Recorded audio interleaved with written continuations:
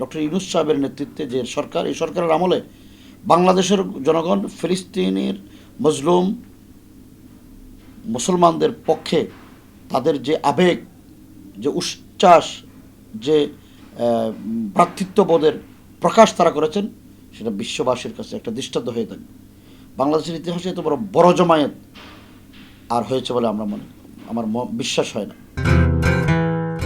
আমরা দেখলাম যে ডক্টর মোহাম্মদ ইউনূস যখন জাতীয় ঈদগাহে নামাজে যান তখনও তাকে মুসাফা করে অনেকে বলছেন যে স্যার আপনি 5 বছর ক্ষমতায় থাকেন। তো আসলে এই মন্তব্যটা এবং সেই সঙ্গে একটা বিতর্ক আছে যে নির্বাচন আগে না সংস্কার আগে। একটা পক্ষ বলছে যে সেখানে নির্বাচন আগে হওয়া উচিত, একটা বলছে না সংস্কার না করে, খুনি হাসিনার বিচার না করে, গণহত্যার বিচার না করে নির্বাচন নয়। তা আপনার কি মনে হয় এ ব্যাপারে?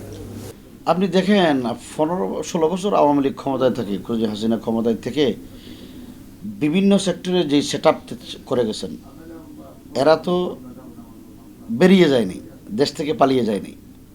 এদেরকে রেখে আপনি নির্বাচনে করে আপনি সুফল পাবেন, সেটা তো আশা করতে পারি না। এই জায়গায় সংস্কার করতে হবে। আপনি নির্বাচনে গেলেন, নির্বাচনী সমস্ত ব্যবস্থাপনায় এই ফ্যাসিজমের দোসরদেরকে, তাদের রিক্রুট করা কর্মকর্তাদেরকে দিয়ে দিলেন, তো তারা তো তাদের এজেন্ডা বাস্তবায়ন করবে। সুতরাং আমরা মনে করি এদেশে ফ্রি অ্যান্ড ফেয়ার ইলেকশন হওয়ার জন্যে, দেশের জনগণ স্বাধীনভাবে তার ভোটাধিকার ফিরে পাওয়ার ক্ষেত্রে এই আওয়ামী লীগের যে জঞ্জাল এখানে সৃষ্টি করে গেছেন, সেটাকে আগে পরিষ্কার করতে হবে। পরিষ্কার করার জন্য দীর্ঘসূত্রিতা এটা দেশের জন্য ক্ষতিকর, বা দেশের রাজনৈতিক নেতৃবৃন্দ সেটাকে কোনোদিন মেনে নেবে না। আমরা অন্তর্বর্তীকালীন সরকারকে বলবো যে আপনাদের নির্দিষ্ট সময় যেটা আপনারা ঘোষণা করেছেন সেই সময়ের ভিতরে আপনারা সংস্কার করে নির্বাচনের ব্যবস্থা করেন, জনগণ যেন তার ভোটাধিকার ফিরে পায়, এবং যারা রাজনীতিবিদ তারাও যেন ধৈর্য সহনশীল হয়ে সরকারকে সহযোগিতা করে একটা ফ্রি এবং ফেয়ার ইলেকশনের ব্যবস্থা যেন দেশে হয়, সেই ব্যবস্থা, সেই সহযোগিতা সবাই মিলে করলে ইনশাল্লাহ দেশের জন্য কল্যাণ। গাজার পক্ষে, ফিলিস্তিনের পক্ষে তো আমরা মুসলিম বিশ্বের ঐক্যবদ্ধ কোনো ভূমিকা দেখি না। সেখানে নানান এসে যে তাদের সামরিক সহায়তা দেয়া বা নানান সাপোর্ট দেয়া দৃশ্যত সেরকম কোনো উদ্যোগ আমরা দেখি না। বাংলাদেশ সরকার পাসপোর্টে অ্যাকসেপ্ট ইসরায়েল কথাটি আবার যোগ করেছে। তো মুসলিম বিশ্বগুলো বা বাংলাদেশ গাজার পক্ষে আরো কিভাবে মুসলিম জনগণের পক্ষে দাঁড়াতে পারে? এখানে একটা বিষয় লক্ষণীয় যে ক্ষমতা কেন্দ্রিক রাজনীতি, ক্ষমতার মোহ মানুষকে অন্ধ করে ফেলে। আজকে দেখেন আপনি গাজাকে মেসাহার করে দেওয়া হয়েছে। আপনি মায়ের কোলে একটা বেগুনা মাসুম শিশু বাচ্চাকে বোমা মেরে তাকে জীবন্ত শেষ করে দেওয়া হয়েছে। এটা তো কোনো পৃথিবীর কোনো মানবতাবাদী, মানবিক বোধ সম্পন্ন কোনো ব্যক্তি সেটাকে তো বরদাস্ত করতে পারে না, কোনো ইনসান সেটাকে করতে পারে না। আপনি দেখেছেন আমাদের এখানে ছোট ছোট বাচ্চারা এই যে মার্চ পর গাজায় এসেছেন, তাদের চোখের যে পানি, এই বাচ্চাগুলোর এখনো বয়স হয়নি, কিন্তু গাজার শিশুদের রক্ত দেখে তারা কান্নাকাটি করেছেন। আমাদের মুসলিম রাষ্ট্রগুলোর যারা ক্ষমতাসীন, তারা কি এই দৃশ্য চোখে দেখে না? তাদের কি বিবেকবোধ জাগ্রত হয় না? তারা কি এই মানবতার পক্ষে কথা বলার সেই ক্ষমতা শক্তি তাদের নাই? তারা কি বোবা হয়ে গেছে? সুতরাং আজকে বিশ্ব মানবতা, যারা মানবতার ধ্বজাধারী, তারা আসলে তাদের মোড়লিপনা প্রতিষ্ঠা করার জন্যই তারা মানুষের রক্ত চুষে রক্ত নিয়ে হুলি খেলায় মেতে উঠেছেন। এই সিস্টেম ভাঙতে হবে। মানবতার পক্ষে, ইনসানিয়তের পক্ষে, ইনসাফের পক্ষে আমাদেরকে কথা বলতে হবে।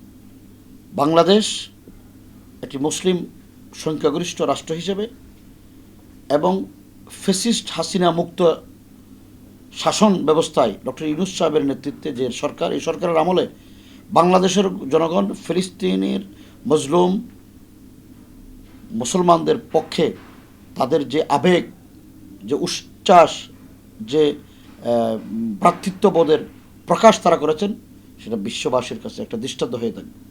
বাংলাদেশের ইতিহাসে এত বড় জমায়েত আর হয়েছে বলে আমার বিশ্বাস হয় না। এই বাংলাদেশের এই মেসেজকে সামনে রেখে জনগণের সেই জমায়েতকে বিশ্ববাসী ভালো করে দেখেছেন, আন্তর্জাতিক মিডিয়াগুলো প্রচার করেছে। আমরা আশা করব গাজার ফিলিস্তিনের মজলুম শহীদ রক্ত ঝরা মুসলিম ভাইদের পক্ষে, ভাই বোনদের পক্ষে সকল মুসলিম বিশ্ব ঐক্যবদ্ধভাবে ফিলিস্তিনের পক্ষে দাঁড়াবে, ফিলিস্তিনের রাষ্ট্রকে স্বাধীন করার পক্ষে দাঁড়াবে, ফিলিস্তিনের গণহত্যার বিরুদ্ধে, ইসরায়েলি সন্ত্রাসীদের বর্বরতার বিরুদ্ধে তারা রুখে দাঁড়াবে, এই প্রত্যাশা আমরা করছি। আমরা 5 তারিখের ছাত্র জনতার অভূতপূর্ব বিজয়ের পরে আমরা দেখলাম যে সংখ্যালঘু সম্প্রদায়কে নিরাপত্তা দেওয়ার জন্য সেখানে জামাত, হেফাজত সহ ইসলামী ঘরানার ছাত্র জনতা তাদেরকে পাহারা দিয়েছে, তাদের নানাভাবে জানমাল সুরক্ষা দিয়েছে। তো অপরদিকে ইসলামী জনগোষ্ঠী বা হেফাজত বা ইসলামী রাজনৈতিক শক্তিগুলোকে বলা হয় যে তারা সংখ্যালঘুদের ব্যাপারে তাদের মানে তাদেরকে বলা হয় যে হিন্দু বিদ্বেষী বা নারী বিদ্বেষীও বলা হয় যে যেহেতু হেফাজত নারী নীতির বিরোধিতা করেছিল আওয়ামী আমলে, এবং একই সঙ্গে মানে হেফাজতকে বলা হয় যে তারা মানে নারীর সম অধিকারে বিশ্বাস করে না, এবং ইসলামও নারীকে ঠকিয়েছে। তো আসলেই কি আপনার বক্তব্য কি যে হেফাজত কি নারী বিদ্বেষী, বা ইসলাম তো নারীর মর্যাদা আরো বেশি দিয়েছে? আপনি কি বলবেন এ ব্যাপারে? হেফাজতে ইসলাম এবং ইসলামপন্থীদের বিরুদ্ধে এটা হলো ভারতীয় একটা মিথ্যা প্রপাগান্ডা। আপনি লক্ষ্য করেন স্বাধীনতার পর থেকে, আমি প্রথমে 5 তারিখের কথাই বলি, 5 তারিখ যখন হাসিনা পালিয়ে চলে গেলেন, তখন এদেশের সংখ্যালঘু হিন্দু, বৌদ্ধ, খ্রিস্টান, চাকমা, মারমা ইত্যাদি যে জনগোষ্ঠী আছে, তাদের ধর্মীয় উপাসনালয়, তাদের বাড়িঘর, তাদের ব্যবসা প্রতিষ্ঠান, তাদের শিক্ষা প্রতিষ্ঠান সবগুলো ইসলামপন্থীরা, বিশেষ করে কওমি ওলামা ইকরাম, হেফাজতের নেতাকর্মী, অন্যান্য ইসলামী দলগুলোর নেতাকর্মীরা সেটা তাদের নিরাপত্তার ব্যবস্থা, তাদের বাড়িঘরের হেফাজতের ব্যবস্থা, তাদের ব্যবসা প্রতিষ্ঠানের হেফাজতের ব্যবস্থা আমরা করেছি। আমি চ্যালেঞ্জ করে বলি, বাংলাদেশে কোনো ইসলামপন্থী দলের কোনো নেতাকর্মী বা কোনো আলেম ওলামা কোনো সংখ্যালঘুর উপরে হামলা করেছে বা তাদের উপর আক্রমণ করেছে, বাড়িঘরে হামলা করে লুটপাট করেছে, কোনো রেকর্ড বাংলাদেশের কোনো মিডিয়া এখনও দিতে পারে না, প্রকাশ করতে পারে না। তো এরপরও আমাদের বিরুদ্ধে আন্তর্জাতিকভাবে ইসলামপন্থীদের বিরুদ্ধে, ইসলামপন্থীরা যেহেতু আওয়ামী ফেসিবাদ বিরোধী, ভারতীয় আগ্রাসন বিরোধী ভূমিকা রেখেছেন এবং আওয়ামী লীগের পতন ঘটানোর জন্য ইসলামপন্থীরা মাঠে নেমেছেন, রক্ত দিয়েছেন, ভারত সেটাকে সহ্য করতে পারে না। এই জন্য ভারত প্রতিশোধপরায়ণ হয়ে বাংলাদেশের আলেম ওলামা, তৌহিদি জনতার বিরুদ্ধে তারা এই যে আন্তর্জাতিক বিশ্বে এই মিথ্যা প্রপাগান্ডা চালাচ্ছে। আমি আরেকটা চ্যালেঞ্জ করে বলি, স্বাধীনতার পর থেকে হিন্দু, বৌদ্ধ, খ্রিস্টান, বিভিন্ন উপজাতি এই সংখ্যালঘুদের বাড়িঘর যারা দখল করেছেন, শত্রু সম্পত্তি যারা দখল করে ভোগ করেছেন, বাংলাদেশের এই ভৌগোলিক সীমারেখার ভিতরে কোনো আলেম, কোনো মাদ্রাসার শিক্ষক, ইমাম, খতিব, কোনো ইসলামী নেতৃবৃন্দ দখল করেছেন এরকম কোনো রেকর্ড যদি দিতে পারে, আমরা তার উপযুক্ত শাস্তি ভোগ করব। কিন্তু এদেশে আওয়ামী লীগের নেতাকর্মী, অন্যান্য রাজনৈতিক দলের নেতাকর্মী যারা ক্ষমতায় ছিলেন, তারাই এই সংখ্যালঘুদের সম্পত্তি, এই যে অর্পিত সম্পত্তি দখল করেছেন, সরকারের সুবিধা নিয়েছেন, সরকারের কাছ থেকে তারা বিভিন্ন লিজ নিয়ে তারা তাদের প্রতিষ্ঠান করেছেন, সেটা তো বুড়ি বুড়ি অহরহ। তাহলে এই সংখ্যালঘুরা আমাদের বিরুদ্ধে অভিযোগ করবে কেন? যারা তাদেরকে রাজনৈতিক সুবিধা দিয়েছে, তাদের বাড়িঘর যারা দখল করেছে এই সুবিধা নিয়ে, তাদেরকে না অভিযুক্ত করবে? এটা হলো মিথ্যা প্রচারণা, মিথ্যা তহমত। হেফাজতুল ইসলাম নারীদের ন্যায্য অধিকারের পক্ষে আগেও ছিল, আছে, ভবিষ্যতে থাকবে। আল্লাহ, কোরআন এবং হাদিস, রাসূলুল্লাহ সাল্লাল্লাহু আলাইহি ওয়াসাল্লাম নারীদের যে অধিকার দিয়েছেন, শিক্ষার অধিকার, চিকিৎসার অধিকার, তার সামাজিক নিরাপত্তার অধিকার, তার কর্ম ক্ষেত্রে তার অধিকার, সমস্ত অধিকার ইসলাম দিয়েছেন। অন্য কোনো ধর্মে নারীদের এইরকম মর্যাদা এবং অধিকার দেয় নাই। সুতরাং ইসলাম নারীকে ঠকিয়েছেন যারা বলেন, তারা আসলে ইসলাম সম্পর্কে তাদের ধারণা নাই, তারা ইসলাম সম্পর্কে লেখাপড়া করেন না, এই জন্য তারা মিথ্যা প্রচারণা চালান। আপনি দেখেন আমাদের বক্তব্য কোন জায়গায়, সেটা হলো আল্লাহ তাআলা নারীকে নারী হিসেবে সৃষ্টি করেছেন, পুরুষকে পুরুষ হিসেবে সৃষ্টি করেছেন। নারী এবং পুরুষ দুইটা আলাদা আলাদা সৃষ্টি হয়েছে।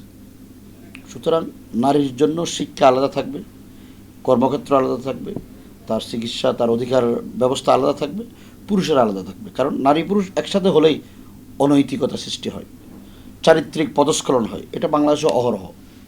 সুতরাং কলেজ বিশ্ববিদ্যালয়, বাংলাদেশের যে স্কুল কলেজে যে পরিমাণ নারীগঠিত নানা দুর্ঘটনা সৃষ্টি হচ্ছে, এটার একমাত্র কারণ নারী পুরুষের অবাধ বিচরণ। এই জায়গা যদি আমরা বন্ধ করতে পারি, নারী শতভাগ নিরাপত্তা পাবে, নারী শতভাগ তার অধিকার পাবে। বাংলাদেশে সেই ব্যবস্থা করার জন্য আমরা দাবি করছি। আমরা নারীর অধিকারের বিরুদ্ধে নই, নারীর শিক্ষার বিরুদ্ধে নই, নারীর কর্মসংস্থানের বিরুদ্ধে নই। সর্বপ্রথম বাংলাদেশে আমরাই 2013 সালে যখন নারী গার্মেন্টস শ্রমিকদের বেতন 5,000 4,000 টাকা ছিল, আমরাই দাবি করেছি তাদেরকে 8,000 টাকা 10,000 টাকা বেতন দিতে হবে। আমরা লিফলেট বিতরণ করেছি, লক্ষ লক্ষ লিফলেট বিতরণ করেছি। কারণ আওয়ামী এই জালেমরা, এই ভারতীয় আধিপত্যবাদী শক্তি গার্মেন্টস শ্রমিকদেরকে হেফাজতের বিরুদ্ধে দাঁড় করে দিয়েছিল। আমরা যখন আমাদের দাবি দেওয়া তাদের পক্ষে পেশ করেছি, গার্মেন্টস শ্রমিকরা আমাদেরকে সাধুবাদ জানিয়েছে এবং তারা আন্দোলন থেকে সরে যেতে বাধ্য হয়েছেন। আমরাই একমাত্র সংগঠন যারা গার্মেন্টস শ্রমিকদের মেহনতের শ্রমের বিনিময় ডবল করার জন্য সর্বপ্রথম দাবি উত্থাপন করেছে। সুতরাং হেফাজতকে নারী বিদ্বেষী প্রচার করা, এটা হলো ভারতীয় মিথ্যা প্রপাগান্ডা, ভারতীয় এজেন্ডা বাস্তবায়ন করা আর একটা চক্রান্ত। আর বাংলাদেশে কিছু ব্যক্তি আছেন, কিছু সংগঠন আছেন যারা নারীদেরকে ভোগ্যপণ্য হিসেবে ব্যবহার করে তাদের স্বার্থ হাসিল করতে চায়। সুতরাং এই মিথ্যা প্রচারণায় যেন জনগণ বিভ্রান্ত না হয়, আমরা সেই আহ্বান জানাচ্ছি।